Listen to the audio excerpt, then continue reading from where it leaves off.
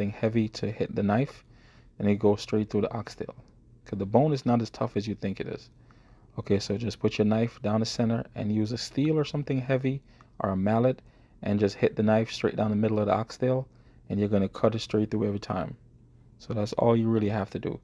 Just hit it straight down and right through every time. And the reason why I didn't knock it all the way through, because you don't want to damage your cutting board by making big cuts in it. So you just want to knock it and then use a knife and split at the end.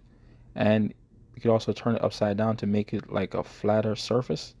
And just put your knife in the back and a mallet or anything you have that's kind of heavy with some weight behind it, and you're going to knock the oxtail right through the middle, because nobody cut the big oxtails. No matter where you go to, where you shop at, nobody's going to cut them.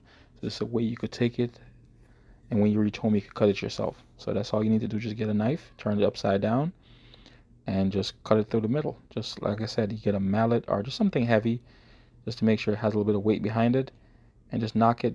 You don't need a lot of force, probably like I'm doing like 3 or 4 times, and you go right through, and you just use your knife and split it. And honestly, that's it. That's all you need to do to cut your oxtail at home.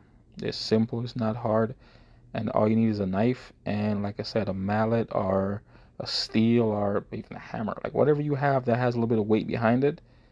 And what's that thing called you use to tenderize your meat? I guess, yeah, one like meat tenderizer with a little bit of weight behind this. Anything that's kind of heavy that you can use to hit the back of your knife. Make sure you get a knife that you don't use that much. Use one of your old knives to do this, because sometimes it might damage the blade a little bit. So don't use one of your good knife. Use one like on your old meat cleaver or old butcher knife, and you'll be able to cut your oxtail like this at home every single time. As always, don't forget to like, share, subscribe, and comment, and have a wonderful day.